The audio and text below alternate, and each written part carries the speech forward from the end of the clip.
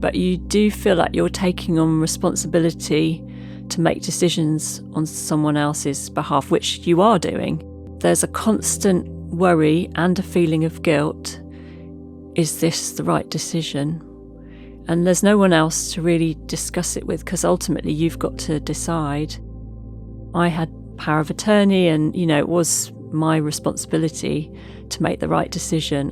If you were looking in on someone else having to make that choice, you'd be like, of course, that's the right thing to do.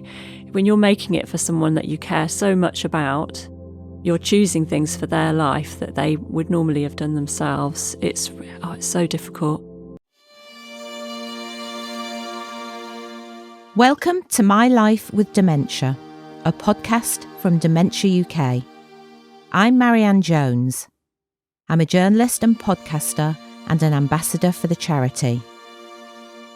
Last year, I lost my mum, Maria, to dementia. I've written a lot about the condition over the last few years because I felt that it was something often hidden behind closed doors and not really spoken about. In this series, though, you'll hear directly from people whose lives have been impacted by dementia. When Penny's mum Rosemary was diagnosed with mixed dementia, she said she wanted to live at home for as long as possible. So Penny did everything she could to make that happen. Eventually, she would have to find residential care for her mum.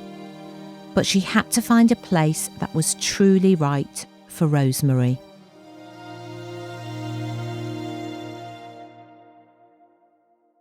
My name's Penny Bell, and my mum has dementia. I live in Northamptonshire, in the countryside, in a little village, and I work as an audio producer, so I make podcasts a bit like this. My mum's name is Rosemary, and my dad's name was Philip. He died about 13 years ago now.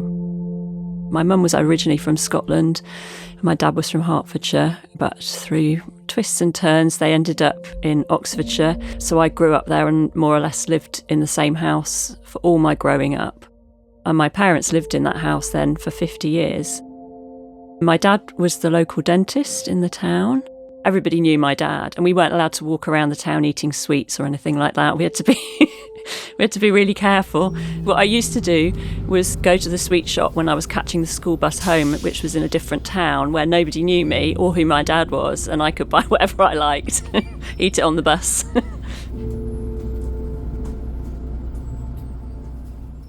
My mum was a music teacher, originally in schools, and then she started to teach from home more. She did a lot of music events.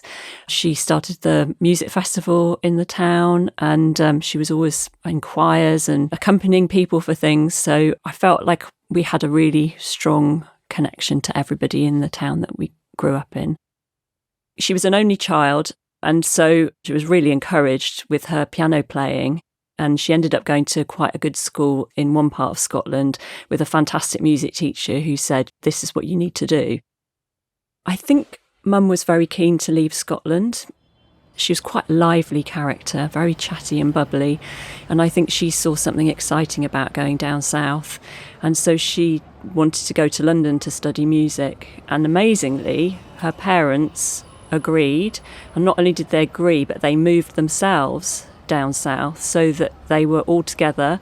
They lived in Slough, and my mum got into the Royal Academy of Music. She taught in schools around London for a little while, and then she met my dad, and that's when they moved elsewhere. She was really, really talented. I have a recording somewhere of her playing on reel-to-reel tape, actually, that just makes you realise, she was really good. My dad also loved music, and that's how they met. He played the double bass in a jazz band, and then latterly he loved singing, and he sang in a barbershop choir as well. They met at a Gilbert and Sullivan Society performance that they were part of. But yes, growing up, music was everywhere. I would be woken up on a Saturday morning because people had come for a piano lesson and they were playing scales really loudly underneath me, so I never got a lie in, which is really annoying when you're a teenager. And I played the piano. I also played the oboe, and Mum taught me. I've got 3 daughters, all quite close in age. And she taught them piano as well. She gave them lessons from, as soon as they were old enough. Come on, girls.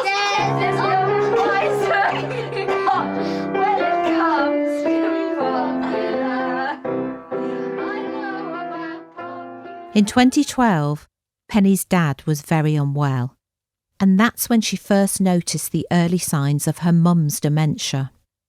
My dad had cancer for a couple of years, and he got, unfortunately, worse and worse. And then it reached a peak and he went into a hospice, and we knew he was going to die. And all through that sort of final stage, just mum didn't seem to be coping with it in the way that I would expect. It seemed more extreme in how she was managing it. But I just thought, this is grief. This is an awful situation. Couldn't really put my finger on exactly what I mean, but something just didn't feel right. And then in my dad's final few days, he said something to me. I can't even remember the exact words. And I thought, oh, so he's noticed this as well. So that kind of made it seem a bit more, okay, maybe there is something. And then Dad died, and, I sort of was helping Mum through that kind of early stage. It was really awful. As time went on, I just started to notice more and more things, and I thought maybe this is more than grief. And then we had a Christmas where she came with us to my in-laws, all the family that she's known forever since I've been married, and all the other grandchildren in the other families. But she was calling people instead of their names. She was saying, oh, this gentleman said this and this lady said that. And then she asked my brother-in-law if he worked in the house. That, coupled with everyone else noticing it as well, I just thought, no, something's not quite right. She had really good strategies in place. She was excellent at covering up. She'd say, oh yes, of course I know that, I just forgot for a minute there. And that's where it feels a bit awkward, because you sort of want to acknowledge that they're coping because they look like they are, but at the same time you've just got an underlying worry. Little by little, Rosemary's symptoms were progressing. Suddenly she couldn't plan anything anymore. A plan would be a really big deal. And if I wanted to change a plan, we're coming a bit earlier, completely floored her. She couldn't deal with that at all. And often if we had a plan, she would ring me constantly in the days leading up to it to sort of clarify exactly what time we'd be coming. And then I learned that it was better to just not tell her things until the last second. So I suppose we were both sort of covering up for each other for a little while. I think she had an episode where she'd felt sort of a funny feeling in her head that she couldn't really explain, a sort of fizzing and popping. And she'd taken herself to the doctor. And so that kind of opened the door then for us to start talking about it a bit more. Mum and I were always close, and we always had quite an open, honest relationship. So it wasn't that I didn't feel I could talk to her, but I felt like we were going to burst a bubble, and life was going to change. There was dementia on Mum's side of the family, so I was aware of it, and I couldn't really think what else it could be. I was aware that, perhaps we needed to rule some things out that it could be instead. And so the fact that she'd taken herself to the doctor then opened the door up for me to go in and have that discussion. But for a long time I thought, if I think that that's what it is, can't we just manage it? Why do we need to go and get a diagnosis? Why do we need to know for sure that's what it is? But gradually I began to realise there were maybe some new medications that you couldn't access unless you had a diagnosis, maybe certain help that you couldn't get unless you had a diagnosis. So it took because I probably knew just after Dad died, but it probably took another 3 years before we actually got a formal diagnosis.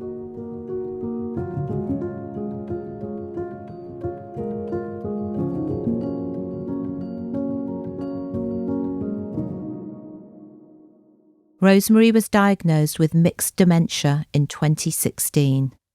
Mixed dementia is when a person has symptoms of more than one type of dementia. It felt very gloomy to start with because there was nothing. I mean, if someone had just said, everybody's dementia is different, no one knows how it's going to progress for each person. But if someone had just said, you're still the same person this afternoon as you were this morning when you got the diagnosis, you can still do all the things you're doing, enjoy life. No one said that to us. So immediately you go into this, oh my goodness, what's going to happen? This is awful. So if we just had that little glimmer of hope or positivity, I think it would have made a big difference. But we didn't have that. We had to find that for ourselves. I mean, there was even a dementia club in the town we lived in. I mean, it's not a big town. We know lots of people, but we didn't know that was there. Mum heard about it from someone else. She wasn't very good at remembering when she'd had conversations with people. And she said, there's a place that's for people with dementia, and it's where the library used to be. And it was a story that made no sense. So together we went into the town and walked to the place that she thought they were talking about. And then we discovered that there was a club. So we were able to find out more about that. And eventually that became a big part of our lives. But it shouldn't be like that, really, should it?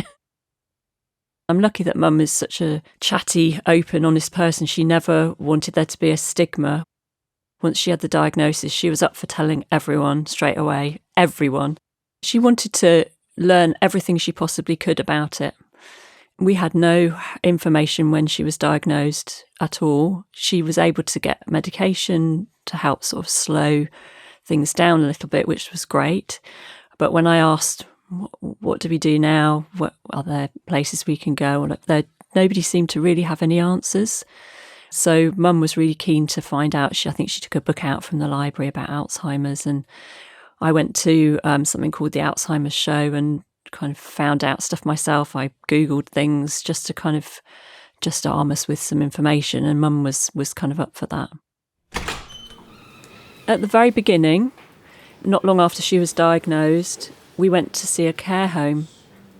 I think it was because she used to go to that care home to accompany the choir, so it was one she knew, and I said, well, why don't we just go and look? Because my dad had not long died. She really got comfort from being at home with all their things around.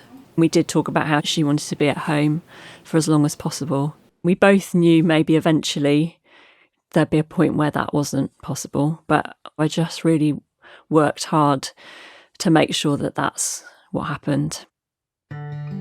Gradually, everyday things became harder for Rosemary, and Penny had to work out exactly what care she needed. It was a very light touch in the start. Mum was really involved in music things. She was still teaching. She had a few children coming to the house. We made sure all of their parents knew, and they were all happy to continue because, this was the situation that had been going on for a little while. We just didn't have a label. So she was very hooked into that. She was in choirs. She accompanied a choir. The only thing that really changed was that she wasn't allowed to drive, but she could walk to lots of places. She knew lots of people, so people were giving her lifts. And if she got muddled up over music for going to the choir, they would sort of help sort of music out. Eventually they would keep the music and then just say, come along, Rosemary, I've got the music, don't worry. As her dementia became more advanced, there were times when Rosemary's health or safety was at risk. Like the day she got confused by her medication. So she'd get the medication in a blister pack, and that was fine. But then one week she rang me and said, oh, they've changed the blister packs. I can't open it. I don't know how to get in there. And eventually I went over, and all that had happened was that she turned the blister pack the wrong way round, and she didn't know how to turn it back and see that it was the same as before. And that's when I thought, oh, perhaps we need some help, because I couldn't be there every morning. I was an hour and a half away, and I had 3 children that I was trying to, run their little lives as well. I eventually managed to find someone who could go in the mornings and make sure she'd taken her tablets at least. Over the next sort of few months, I realised she wasn't really eating properly because she was forgetting to cook or not buying enough food. So then I felt like perhaps somebody needed to just make sure she had her meal. So then it became 2 visits from someone else that wasn't me, and then I would go over as much as I could in between. It just gradually ratcheted up. She went to this dementia club that we discovered, and she'd go once a week, then twice a week, then eventually she was going most days. So then that covered the middle bit of the day. And so it went on until we were having 4 care visits a day and someone to make sure that she got into bed. With dementia, it's like a roller coaster. So one minute you think, oh, that's it, I've got everything covered. The strategies are all there. But every now and then something would go terribly wrong and I'd be back to square one, and then I'd have to think again, okay, how are we going to get around this one? It was stressful and emotional. It was hard to leave. My kids had to be more independent earlier on in some ways and figure stuff out for themselves, do their own washing. Actually got to that point where they were becoming teenagers, so probably they needed to learn all these things, but I felt like there wasn't a choice. They needed to sort of do that kind of stuff. So I felt a bit conflicted. They always need you for, as they get older, they might not physically need you so much, but emotionally things happen at school and they want to be able to talk about it. And I felt very split because I also wanted to make sure Mum was okay. I was desperately sad that my dad wasn't there. I remember one time the fuse went in the house and for various reasons there was no one there that could help Mum by going into the house and just flicking the switch. And I couldn't explain it to her. She couldn't grasp what I was saying at all. It just made no sense to her. It involved her going into the garage and finding the key to there were too many steps. So I ended up just driving over just to flick the switch. It was just really hard to try and make sure everybody had what they needed, constantly feel divided and that you're not doing well in either camp. I remember my mum got her medication totally confused until we changed her pharmacist to one that could give us labelled pouches with the days and time on. And we bought her a dementia clock so she knew what day it was. Even then, my sister would pop round every day to make sure she'd taken her tablets. Eventually, my sister became Mum's official carer. I didn't realise I was a carer actually until quite late on when someone said, well, as a carer, you can blah, blah, blah. And I was thinking, I'm not a carer. I'm a daughter, I'm a mother. But you don't realise that's what you are, I think. I wasn't worried about me. I wanted to make sure everyone else had what they needed. But I think over time, you don't realise it does take a toll because it's just there all the time, every day and ratcheting up. She would have been on about 5 visits a day, and then things started to go wrong in between. There was one occasion where she was found lost outside in the street, and a stranger found her, and she was very disorientated. This person that found her called the police, and eventually they found my number, and the police said to me, well, she can't be at home now. This is too much. She needs to go into full-time care. This is not enough. And I just thought, no, it's not the end. No, I'm sure I can sort this out. I'm sure I can figure it out. I couldn't bear that she wasn't going to be at home with her things and the reminders of my dad around her. She still got comfort from being there. So I thought there must be a way forward. So I then decided we would try having someone in the house all the time, 24-hour care. Surely that was going to work. And I was part of that. So there'd be a day where I would go over and you've got kind of a rotation of carers. Eventually it just became too much. Mum began to not recognise that she was at home. Having different carers wasn't helping. I was going over more and more and more. And then I think maybe because Mum was stressed out, perhaps by having so many different people in the house, her behaviour became more difficult to manage. She wasn't able to go to her club anymore, which was kind of one of the big chunks of her care. And then that's when I realised, no, we can't. This. I think not knowing her home, then I thought, well, it doesn't matter now, really, where she is. So that's when I realised that she'd have to go into care.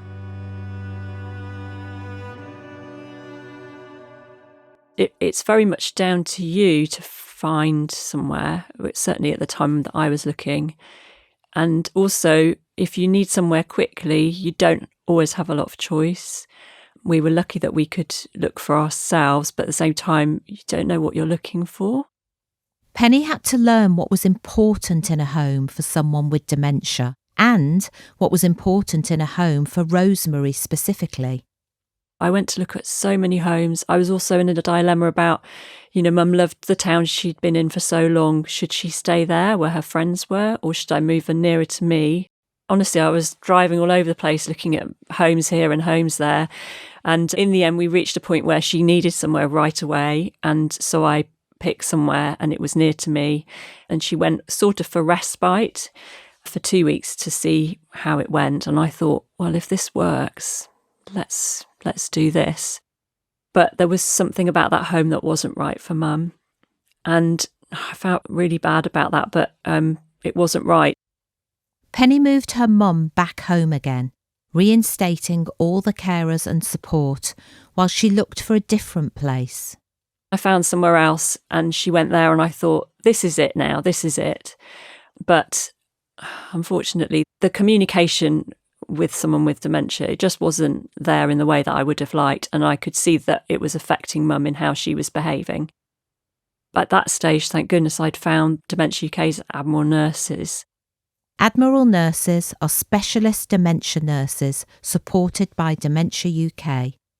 They provide free advice and support to the whole family, as well as the person with the diagnosis. They had a helpline and I relied on that so much because there was nobody in the community telling me what to do or helping me. It was really me. So I'm so glad that I called that helpline because they were able to say to me, no, it's not the right place. It's not the right place. And that gave me the confidence to say, okay, it's all right. I can look for somewhere else. And then I found where she is now, which turned out to be the most brilliant place. I worried a lot about disrupting Mum again and moving her, but actually it was the best thing I did. I'm so glad I had those early conversations with Mum because at least I had a sense of what she wanted. But you do feel like you're taking on responsibility to make decisions on someone else's behalf, which you are doing. There's a constant worry and a feeling of guilt. Is this the right decision?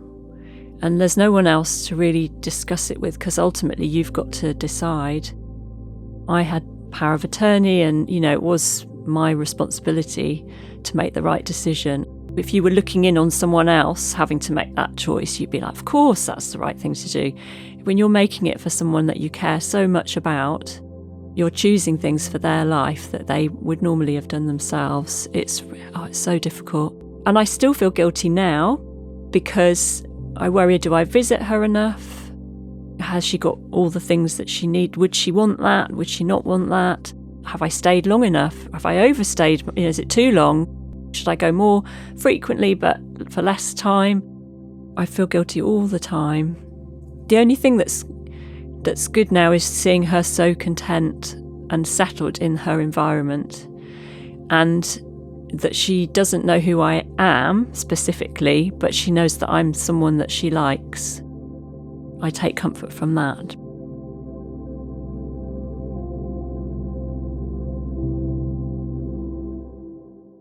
It took me about a year to get used to her being someone else's responsibility. I didn't have to make sure she'd had her tablets.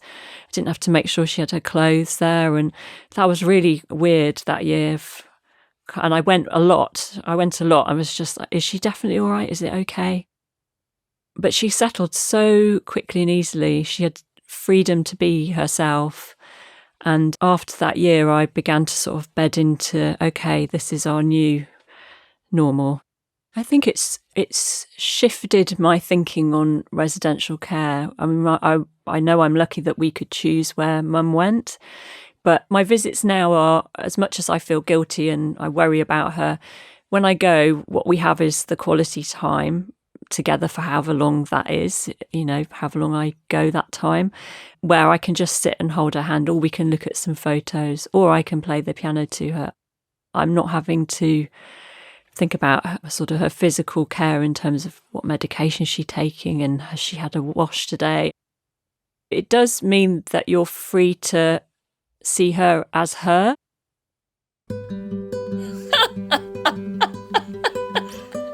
Oh dear. I'm ruining your programme. That's Penny's mum, Rosemary, back in 2016. We started recording together from the day that Mum was diagnosed. And some of that was because I think we just didn't really know where we were going with it. And it felt like we were having a good conversation and being quite open and honest about dementia. And I thought, well, that's a good thing. We should, we don't want there to be a stigma about talking about dementia. As time went on and I realised there wasn't really any support or help for us, I started to find out things by going to the Alzheimer's show and looking stuff up and then going to talk to people. And I thought, well, goodness, if, we can't be the only ones in this situation, there must be other people. And because it's something I can do, I thought, well, let's make a podcast. The podcast Penny made with Rosemary is called Discovering Dementia. So then we started to take a microphone with us wherever we went. Mum was so up for it. It was a lovely little project that we could do together. Maybe it was a little bit cathartic as well. We were able to talk about things. You haven't told me that bit about not being able to finish sentences before. Well, that's only very recent. That is within the last fortnight, I would say, or month maybe. And so I'm much quieter now, which is a great relief to most people. So, God, she's quiet now. This is great. I think a bit like when you're a teenager and you're in the car with your parent and neither of you are looking at each other and you can have quite an open conversation. Perhaps recording a podcast was the way that we were able to kind of talk freely, or at least bring up the subject of a conversation around whatever it might be. And it was also a moment just to be still. And it's nice now to look back and hear Mum being Mum. Really what I've done is record the whole process of dementia. There came a little bit of time where things were really hard. And although I was recording stuff and Mum was agreeing to be recorded, I just wasn't in the right place to be able to turn it into something. It was all too raw. And I still have a lot of that stuff. And I'm sure at some point I will do something with it because I know that that's what Mum would want, because she was so on board with let's break the stigma, let's talk about it. I suppose it's not surprising that I find the kind of last bits so difficult. But she's still Mum. That's the thing I see now. She's still Mum in there. Even though she doesn't have the words, her words are not words, she still has the same turn of phrase in the way of raising her eyebrows and, that she's still there. I was talking to someone about dementia the other day who works in the field, and they were saying often with carers, it ratchets up and things get harder, and then you reach a crisis point and then things are resolved, and it's maybe not for another 2 years that any of it hits you. And I just started crying because that's exactly what happened to me. I've had a very sort of difficult time processing everything over the last year. When Mum went into care, I had to then sell my parents' house, which they'd lived in for 50 years, a house that I felt safe in, that meant a lot to me, that I can still picture every room in my mind now. And I had to kind of dismantle it, basically, and move all the things on, except that I couldn't. So I got so far with that, and then I just bundled everything up and put it into storage. I couldn't deal with it at the time. But what it's meant is that for the last 2 years, I've been sort of unpicking it all and going through everything and making sure that I do justice to every single thing that was there. And I think that process, because it's all tied up with, I think, my dad dying, I didn't really have a chance to grieve because I was straight into looking after Mum. I think eventually it catches up with you, and that's really what happened.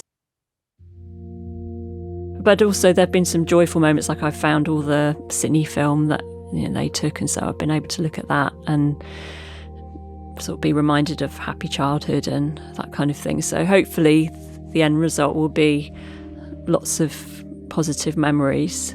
I spent 10 years looking after Mum, and it was the forefront of my mind every day for that time, along with my family and juggling that. But what I've done now, and with some help, is I've gone back to playing the piano, which I'd sort of stopped, and I've joined a choir, and those things really make me feel connected to my parents in a way that I didn't realise would happen. And I've started to sort of see friends more and, just get back into life, I suppose. I've got such a supportive family. I'm really, really lucky that they are all there and encouraging, and I get a lot of joy from watching them live their lives too. So the new normal for Penny now is just that, living her life, spending time with her husband and daughters, and seeing her mum as much as she can too. She's about 40 minutes drive away from me now. She has lots of things going on in the home that she can be part of or not. Every day, every minute is different. I'll go over on afternoons and we get a cup of tea together and just sit. Or I've been before and she's been in a cross mood. So I've just followed her around being cross and she'd be like, get away, don't come. So you've got to be prepared for the ups and downs. And it's not personal, it's just where she is on that day with her dementia. But then other times I've gone and she's held my hand and stroked it and looked lovingly into my eyes and called me darling, which is always nice because I know she knows I'm someone. And I've played the piano, or we've joined in whatever's going on in the home. We might start off in her room together having tea, but 2 minutes in she gets up and leaves, so I go and follow her. It's just whatever. They've got a beautiful garden and we go out and walk around the garden if she's in a walking mood. And quite often my kids will come as well when they're at home, so we'll go together. So I'm sort of in a pattern of going to see her as much as I can and just take whatever there is that day. But she's still there, and that's what I love, is I can still see Mum there and we can still laugh about things, and that's always amazing. So there are joyful moments.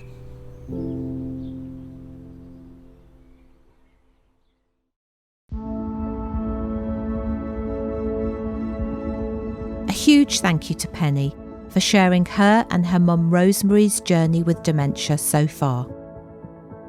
If you have a look in your podcast feed, you'll find another episode right next to this one with Hilda and Vic, two of Dementia UK's Admiral Nurses.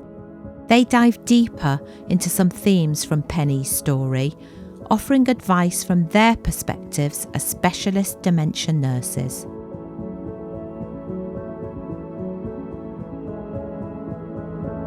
If you'd like to speak to an Admiral Nurse yourself, you can contact the Dementia UK Admiral Nurse helpline. It's open every day of the year except for the 25th of December. This has been an episode of My Life with Dementia, a podcast from Dementia UK. Please do subscribe in your podcast app and you'll get new episodes as soon as they come out.